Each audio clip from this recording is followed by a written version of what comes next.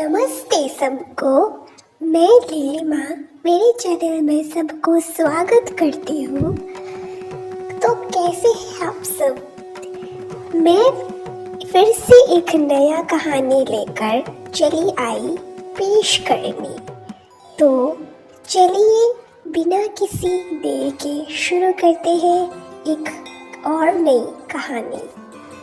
लक्ष्मी जी ने जगन्नाथ जी को आखिर क्यों छोड़कर चले गए थे, जानने के लिए चलिए देखते हैं। ये क्या, लक्ष्मी जी जगन्नाथ जी को छोड़कर कहाँ जा रही हैं? लक्ष्मी जी जगन्नाथपुरी में भ्रमण कर रही थीं। उनका आज मन हुआ कि किसी भक्त पर कृपा की जाए। तभी उन्होंने सोचा कि पहले हमारे प्राणनाथ के जो अर्चक हैं, जो उनकी नित्य सेवा करते हैं मंदिर, मैं उनके घर जाकर के देखती हूँ, अगर किसी पर कृपा करना हो तो लक्ष्मी जी उन अर्चकों के घर गई और क्या देखा कि सूर्योदय हो गया है और सब अभी तक सो रहे हैं।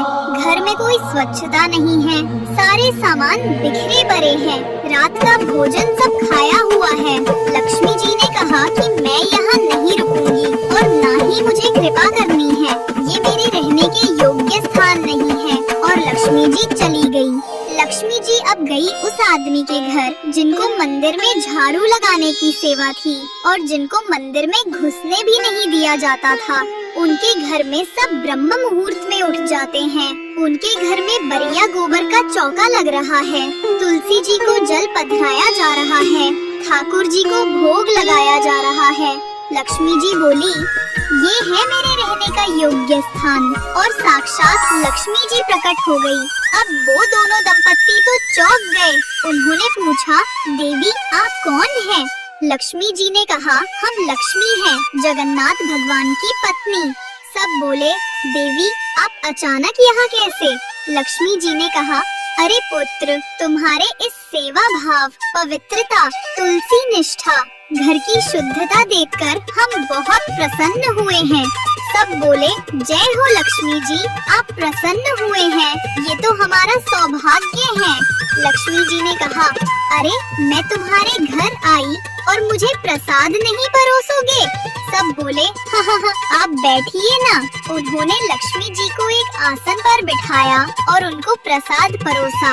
उधर बलराम जी पूरी में डोल रहे थे और तभी खिड़की से झांक के देखा कि लक्ष्मी जी किसी दूसरे के घर में भोजन कर रही थी। उनको बड़ा क्रोध आया। वो बोले, अरे इनका कुल कितना नीचा है, शुद्धता भी नहीं होगी घर में, और उनके घर लक्ष्मी जी भोजन कर रही है, आने दो इन्हें। बलराम जी वहाँ से क्रोध में भरकर चले गए। उधर लक्ष्मी जी ने भी कहा, अभी तो हम जा रहे हैं, हम फिर से आएंगे, ठीक है? और लक्ष्मी जी चली गई। जैसे ही बैकुंठ में कदम रखा तो क्या देखा, बलराम जी रूठ के बैठे हैं और जगन्नाथ जी और सुभद्रा जी उन्हें मना रहे हैं। बलराम जी हल्की आवाज में बोल रहे हैं, अरे आचार विचार सब भूल गए हैं सब लोग, शुद्धता पवित्रता का कोई ध्यान नहीं है, परमात्मा होते हुए भी बुद्धि भ्रष्ट हो गई है सबकी, इत्यादि इत्यादि। लक्ष्मी जी आई और बोली, आप सब प्रसाद पाने बैठो, मैं आपके लिए प्रसाद लाती हूँ। जगन्नाथ जी और सुभद्रा जी तो बैठ गए, पर बलराम जी आकर कर उसी जगह बैठे रहे। जगन्नाथ जी ने बुलाया उनको, भैया आइए प्रसाद पाएंगे। बलराम जी ने कहा, लक्ष्मी के हाथ का बना नहीं पाऊंगा मैं, आचार विचार सब भूल गई हैं। उधर लक्ष्मी जी सब सुन रही हैं। अब जगन्नाथ जी बड़ी दुविधा में पड़ गए। इधर प्रसाद पा लेंगे तो भैया नाराज, उधर प्रसाद नहीं पाया तो लक्ष्मी जी नाराज। उन्होंने सोचा, मैं लक्ष्मी जी को मना सकता हूँ, पर ये भैया बड़े खतरनाक हैं, मानेंगे नहीं। और जगन्नाथ जी ने भी प्रसाद नहीं पाया। 2-3 दिन तक ऐसे ही चलता रहा और लक्ष्मी जी ने कही कि इस जगन्नाथपुरी में हमारी सेवा है प्रसाद बनाने की, और जब हमारी हाथ की ही किसी को नहीं पानी तो हम जा रहे हैं। और लक्ष्मी जी उन्हें छोड़कर चली गई। लक्ष्मी जी जाते ही सबसे पहले उनकी सारी श्री चली गई और जगन्नाथ जी बलभद्र जी को देखे, बलभद्र जी जगन्नाथ जी को। बलभद्र जी बोले, लाला ये क्या हो गया, सब गायब कैसे हो गया? जगन्नाथ जी बोले, ये सब आप ही की कृपा है भैया। बलभद्र जी बोले, मतलब? जगन्नाथ जी बोले, मतलब कुछ नहीं। लक्ष्मी जी चली गई तो सब कुछ उनके साथ ही चला गया। बलराम जी बोले, ठीक है, कोई बात नहीं। वो क्या सोचती हैं? उसके बिना हमारा नहीं चलेगा क्या? चल लाला, कुछ भोजन बनाते हैं, 2 दिन से कुछ खाया नहीं है। जैसे ही रसोई में गए तो देखा कि सामग्री सब गायब। जगन्नाथ जी बोले, चलो दाऊ, स्वर्ग द्वार के वहाँ सब भिक्षुक बैठे रहते हैं, वहाँ सब भिक्षुकों को कुछ न कुछ मिल ही जाता है। और दोनों छोटे बालकों का रूप बना के बैठ गए स्वर्ग द्वार के पास और टेर लगा रहे हैं, जय जगन्नाथ, जय जगन्नाथ, कुछ दे दे बेटा, तेरा भला होगा। तभी एक स्त्री आई और उनको कुछ दिया नहीं, ऊपर से डांट दिया, ए बच्चों, पढ़ाई लिखाई सब छोड़ दिया है क्या? जाओ घर जाओ। उसके बाद एक संत आए और उनको कुछ मुरी दिए, लो बच्चों, मुरी खाओ, भूखे होगे तुम लोग। बलराम जी बोले, लाला, एक वक्त की व्यवस्था तो हो गई। और तभी जोर से हवा बहने लगी और उनकी सारी मुरी उड़ गई। दोनों मुरियों के पीछे पीछे दौड़ने लगे और कुछ देर दौड़ के दोनों थक गए।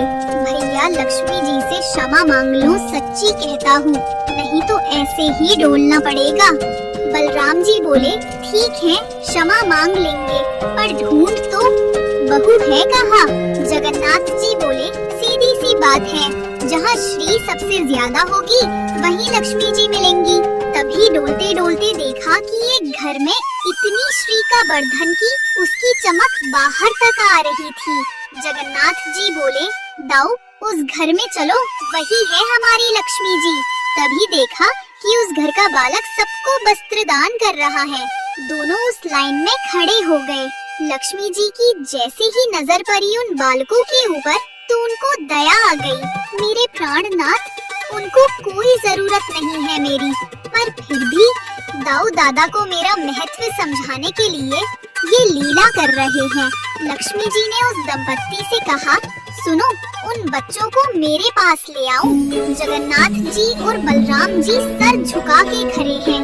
बलराम जी बोले, देख बहू, मुझसे गलती हो गई, मुझे तेरे साथ ऐसा बर्ताव नहीं करना चाहिए था, लेकिन तेरी भी गलती है, मैं अकेला दोषी नहीं हूँ। जगन्नाथ जी उधर से कोनी मार रहे हैं।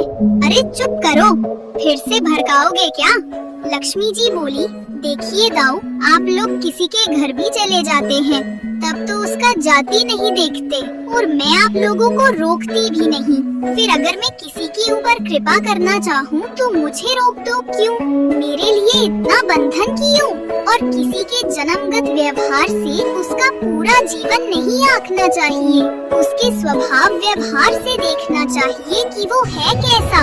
कहाँ आप कहते हैं कि ब्राह्मण सर्वश्रेष्ठ, वो देर देर तक सो के उठ रहे हैं, उनकी यहाँ शुद्धि नहीं, वस्त्र 4-4 दिन तक पहन रहे हैं, एक महीना एक ही धोती में निकाल रहे हैं। आप कह रहे हैं कि वो श्रेष्ठ, और ये लोग जो इतनी पवित्रता का ध्यान रखते हैं, इन पर कृपा ना हो। हमारे अनुसार तो जो अपने कर्म से शुद्ध है वो शुद्ध है। बलराम जी और ठाकुर जी दोनों मान गए, जैसी आपकी इच्छा। बोले, नहीं, आज के बाद हम आपसे एक नियम चाहते हैं। क्या बोले? श्री जगन्नाथपुरी में नियम कर दीजिए। बोले, क्या? जिस महाप्रसाद को ब्राह्मण पाएगा उसी महाप्रसाद को शूद्र भी पाएगा, दोनों को समान फल मिलेगा। और यहाँ महाप्रसाद का ऐसा नियम रखा जाए कि अगर एक ही पत्तल में दोनों बैठ करके पाले तो दोनों को समान पुण्य प्राप्त होगा। महाप्रसाद पाते ही अन्य तीर्थों में तो बहुत साधन करने पड़ेंगे, पर पुरी में आकर के कोई एक दिन का भी यदि महाप्रसाद का पाले तो उसको सर्व साधनों का फल प्राप्त हो जाएगा। और किसी भी प्रकार से ये ना देखा जाए कि कौन किस वर्ण का है, वो स्वभाव से शुद्ध होना चाहिए। हम सबको हृदय लगा ले। अगर ये सब आपको मंजूर हो तो मैं राजी हूँ। ठाकुर जी और बलराम जी राजी हुए और तब से श्री जगन्नाथपुरी में ये सब नियम नष्ट कर दिए गए। महाप्रभु जी सबके लिए सुलभ हो गए। अगर ये कथा सुनकर आपको अच्छा लगा हो तो लाइक कमेंट शेयर और सब्सक्राइब कर देना। जय जगन्नाथ।